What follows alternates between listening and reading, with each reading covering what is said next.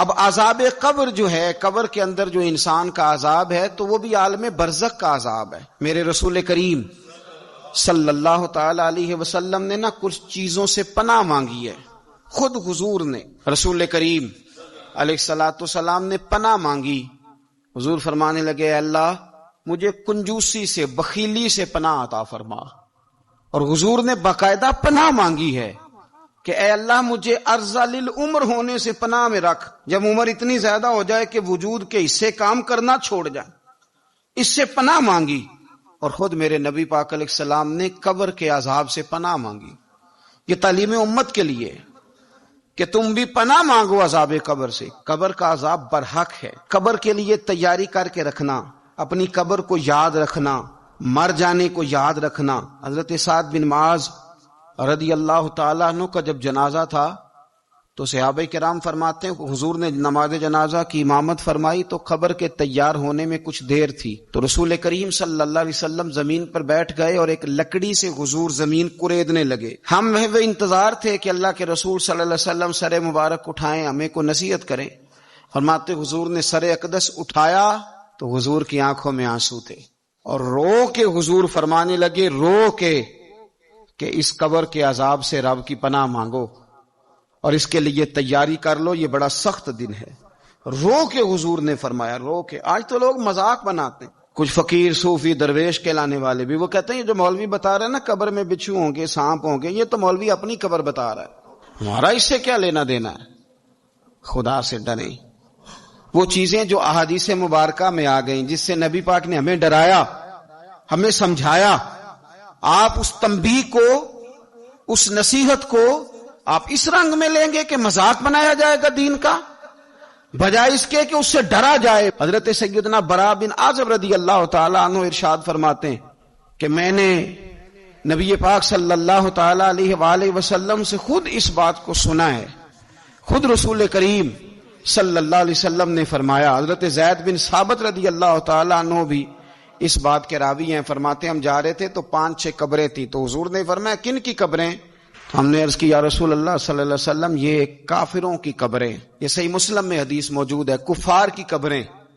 تو اللہ کے رسول صلی اللہ علیہ وسلم فرمانے لگے، ذرا حدیث کے لفظوں پہ غور کرنا، حضور فرمانے لگے اگر مجھے ڈر نہ ہوتا کہ تم اپنے مردوں کو دفن کرنا چھوڑ دو گے، اگر مجھے اس بات کا ڈر نہ ہوتا کہ تم اپنے لوگوں کو، مرنے والوں کو قبروں میں دفن کرنا چھوڑ دو گے، اگر یہ مجھے ڈر نہ ہوتا تو میں سناتا کہ قبر کے اندر کس طرح عذاب ہوتا ہے۔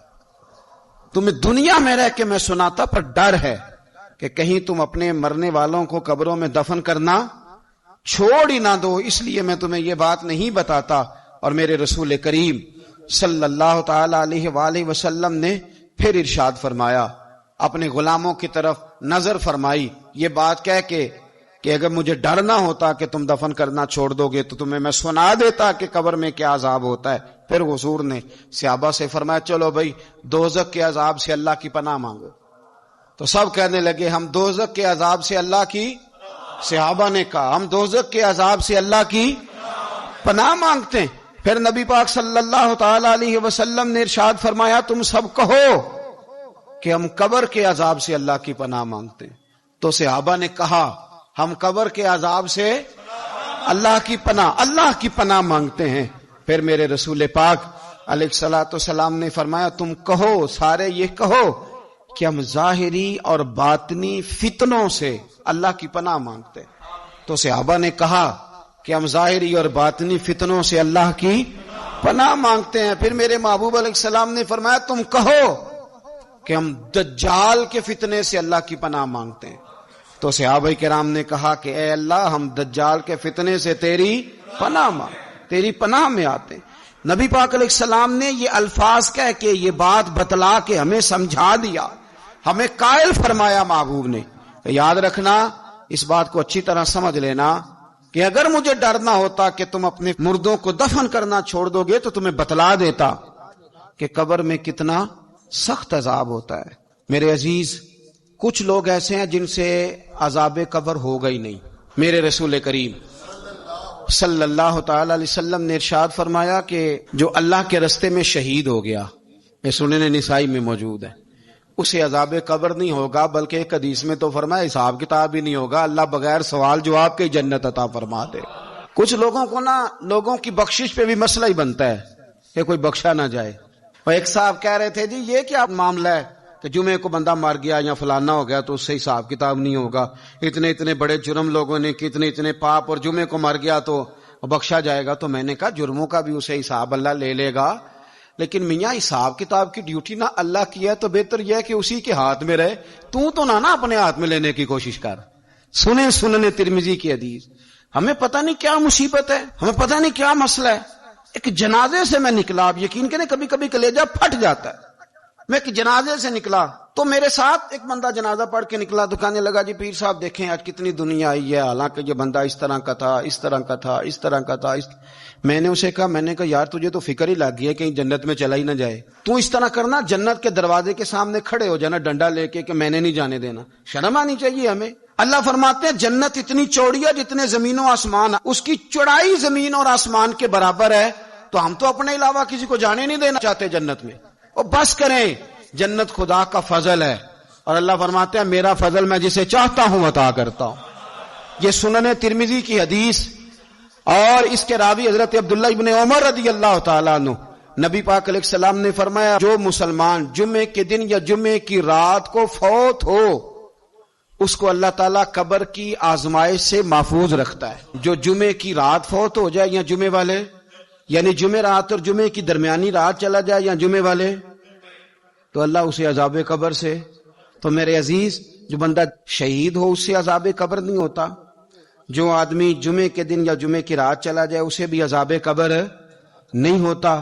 اور میرے رسول کریم صلی اللہ تعالی علیہ وسلم نے فرمایا جو بندہ ایک دن اور ایک رات، یہ حدیث صحیح مسلم میں، سنن ترمذی میں، مصنف عبد الرزاق میں موجود ہے، ایک دن اور ایک رات اللہ کی رضا کے لیے اسلامی سرحد پہ پہرا دے. میں اور آپ سوئے ہوئے ہیں، لیکن وہ لوگ جو فوجی بارڈروں پہ کھڑے ہیں، دیکھو مدینے والے محبوب کس کس پہ کرم فرماتے ہیں. ساری عمر نہیں، 24-25 سال کی سروس نہیں، فرمایا ایک دن اور ایک رات اللہ کی رضا کے لیے جو اسلامی سرحد پر پہرا دے، مسلمانوں کو کافروں سے بچائے، رب اسے عذاب قبر نہیں دے گا، اسے اللہ تعالیٰ اپنے فضل سے معاف فرما دے گا. ایک رات اور ایک.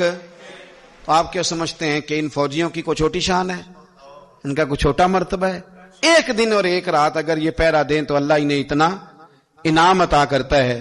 اسی طرح سن لو، یہ ذرا غور سے سننا، ابن ماجہ کی حدیث، اور اس کے علاوہ مسند ابو یعلا میں موجود حدیث کے راوی حضرت ابو ہریرہ رضی اللہ تعالی عنہ، حضور صلی اللہ تعالی علیہ وسلم نے فرمایا جو شخص بیماری سے فوت ہوا، قربان جاؤں میرے محبوب نے بیماری کا نام ہی نہیں لیا، فرمایا کوئی بھی بیماری ہو، فرمایا جو آدمی بیماری سے فوت ہوا اللہ اسے شہادت کی موت عطا فرمائے گا، اور وہ عذاب قبر سے اور قبر کے امتحان سے بھی محفوظ رہے گا.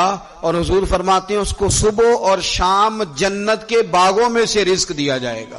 جو کسی بھی بیماری سے مرا، یہ لوگ بیماری سے مر رہے ہیں تو لوگوں نے اچھوت سمجھ رہے ہیں، اچھوت، یہ اچھوت نہیں ہے، اس لیے کہ لوارث نہیں، یہ خدا رسول کے ماننے والے ہیں. تم انہیں اچھوت کہہ رہے ہو اور مدینے والے رسول انہیں شہید فرما رہے ہیں. حضور نے فرمایا جو بیماری سے مرے شہید ہے، وہ قبر کے عذاب سے محفوظ رہے گا اور جنت کے باغوں میں سے اللہ رزق دے گا. لوگ کہتے ہیں دیکھو جی بڑا تانگ ہو کے دنیا سے گیا ہے، تو اس بندے کو بھی عذاب قبر نہیں ہوتا. اسی طرح جو بندہ سورہ ملک پڑھتا ہے، سنن ترمذی میں حضرت ابن عباس سے روایت ہے کہ حضور صلی اللہ علیہ وسلم کے ایک صحابی نے ایک جگہ خیمہ لگایا تو وہاں سورہ ملک پڑھنے کی آواز آتی تھی، کوئی بندہ پڑھنے والا نظر نہیں آتا تھا. جب حضور کی بارگاہ میں عرض کیا تو فرمایا وہاں قبر تھی اور قبر کے اندر بیٹھ کے میرا صحابی سورہ ملک کی تلاوت کر رہا. اگر ہمیں خسرہ نمبر یاد ہو جاتا ہے نا اپنی جگہ کا، اور ہمیں پتا ہوتا ہے کہ میرے والا حصہ کتنے کروڑ کا ہے، اگر ساری کہانیاں ہمیں یاد ہوتی ہیں تو سورہ ملک بھی ہمیں یاد ہو سکتی ہے.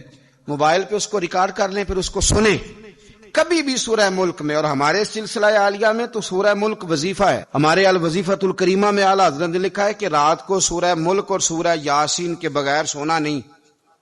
سورہ ملک اتنی شاندار سورت ہے کہ نبی پاک صلی اللہ علیہ وسلم نے فرمایا یہ قیامت کے دن اللہ کی بارگاہ میں ناز سے جھگڑا کرے گی اور کہے گی اے اللہ یا تو میرے پڑھنے والے کو جنت عطا فرما یا مجھے قرآن پاک سے علیحدہ کر دے۔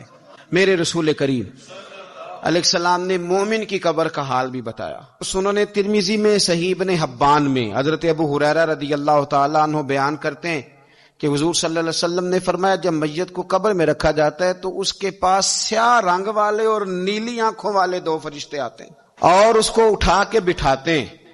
باقی حدیثوں میں 3 ہی سوال ہیں، لیکن اس حدیث میں حضور نے فرمایا انہوں نے بس میرے بارے میں پوچھنا ہے، اٹھا کے بس میرے بارے میں صرف یہ پوچھنا ہے بتا مدینے والے محبوب کے بارے میں دنیا میں کیا کہا کرتا تھا۔ تو اعلیٰ حضرت بریلوی تو کہتے ہیں میں نے تو کہہ دینا ہے سرور کہوں کہ مالک و مولا کہوں تجھے، باغ خلیل کا گل زیبا کہوں تجھے، تیرے تو وصف عید تناہی سے ہیں بری، حیران ہوں میرے شاہ میں کیا کیا کہوں تجھے، لیکن رضا نے ختم سخن اس پہ کر دیا، خالق کا بندہ خلق کا آقا کہوں تجھے۔ اور پیر میر علی شاہ صاحب کہتے ہیں میں نے وہاں یہ کہنا ہے کہ مکھ چند بدر شاہ شانی ہے تے متھ چمک دی لاٹ نورانی ہے، کالی زلف تے اکھ مستانی ہے، مخمور اکھی ہیں مد بھریاں، سبحان اللہ ماں اجمل کا ماں اکمل کا ماں احسن کا، تے کتھے مہر علی کتھے تیری ثنا، مشتاق اکھیں کتھے جاڑی۔ تو نبی پاک علیہ السلام فرماتے ہیں میرے بارے میں پوچھیں گے، میرے بارے میں۔ ویسے بھی ایک سوال لازمی ہوتا ہے نا، یہ والا سوال لازمی ہے، من ربو کا پوچھ کے نا تو جنت جہنم کا فیصلہ نہیں، ماں دینوں کا پوچھ کے جنت جہنم کا فیصلہ۔ ہاں بات اگر ختم ہونی ہے تو مدینے والے کے سوال پہ ختم ہونی، اس لیے کھل کے نعتیں پڑھا کرو، راج کے درود پڑھا کرو، یہ بات یاد رکھیں۔ یہ فیصلہ حضور کی ذات پہ ختم ہونا ہے۔ وہ شکایتیں کرتے ہیں نا لوگ آ کے، تو ایک بچی کو ہمارے ہاں داخل کرانے کے لیے ایک صاحب لے کے آئے تو کہنے لگے بڑا عرصہ اسے فلانے مدرسے میں داخل کرایا، سوائے نعتوں کے کچھ بھی نہیں سیکھا اس نے۔ تو میں انہوں آخیا چاچا جی جڑی اصل کام سی وہ تو سیکھ گئی نا تہاڈی بچی، قرآن و سنت بھی حضور کی نعت ہی ہے، لیکن آپ کو پتہ ہے کہ بات ختم مدینے والے کی نعت پہ ہی ہوتی ہے، حضور کا پیار اصل ہے۔ تو حضور فرماتے ہیں میرے بارے میں پوچھا جائے گا، وہ کہے گا کہ ان کے بارے میں کیا پوچھتے ہو، اشہد ان لا الہ الا اللہ واشہد ان محمدن عبدہ ورسولہ۔ تو فرماتے ہیں پھر اسے نا ایک طرف کھڑکی کھولی جائے گی تو جہنم کا دروازہ دکھایا جائے گا اور اسے کہا جائے گا اگر تو سوالوں کے صحیح جواب نہ دیتا تو دوزخ میں جاتا، لیکن اب تو نے صحیح جواب دیے ہیں۔ تو حضور فرماتے ہیں اس کی قبر 70 گز چوڑی اور 70 گز لمبی کر دی جائے گی۔ مسجد میں اے سی والے حال میں جگہ مل جائے تو بندہ بڑا سکھی رہتا ہے، اور صبح جائے بینک اور پہلی لائن میں موقع مل جائے تو بندہ بڑا سکھی رہتا ہے کہ میرا جاتے ہی کام ہو گیا۔ او خدا کے بندے، قبر بندے کی قبر، مکان اچھی سوسائٹی میں اچھا خستہ اور سستا مل جائے تو بندہ کہتا ہے کہ سودا بڑا واردہ لب گیا، بھائی بڑا کمال ہو گیا، مزہ نہیں آ گیا۔ قبر 70 گز لمبی اور 70 گز چوڑی، اور یہ ترمذی شریف پڑھ رہا ہوں، بڑی مزیدار حدیث۔ نبی پاک صلی اللہ علیہ وسلم فرمانے لگے پھر اس کی قبر کو نور سے بھر دیا جائے گا۔ حضور کو پہچان گیا نا، قبر نور سے بھر دی گئی اور جب 70 گز لمبی کر دی گئی تو بڑے پیارے لفظ ہیں حدیث کے۔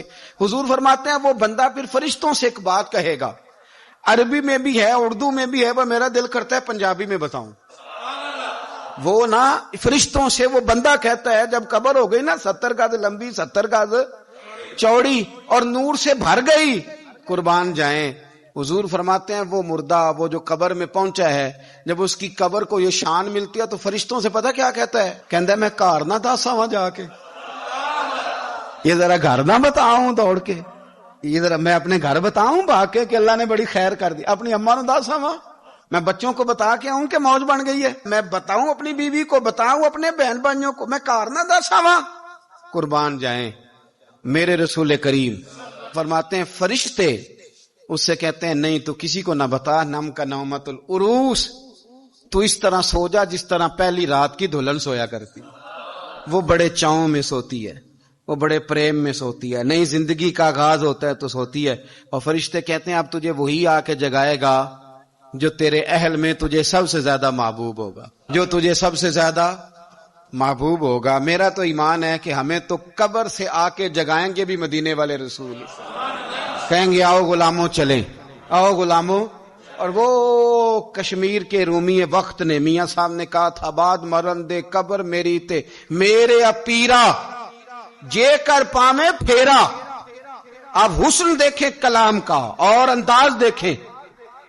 بعد مرن دے قبر میری تے میرے اپیرا جے کر پامے پھیرا. تے قبر دے وچوں ہڈیاں اٹھ کے مجرا کر سن تیرا. ایک دفعہ آ تو صحیح، میں لوگوں کو وجد کر کے دکھاؤں گا کہ دیکھو نا وہ آج آئے ہیں، وہ آئے ہیں میرے مزار پہ. آج دیکھو ذرا رنگ تو دیکھو کس طرح نرالا اور انوکھا ہو گیا. وہ خود آئے ہیں. مومن کی قبر جنت کا باغ بنے گی، اسے نوازا جائے گا، اسے دیا جائے گا، اسے عطا کیا جائے گا.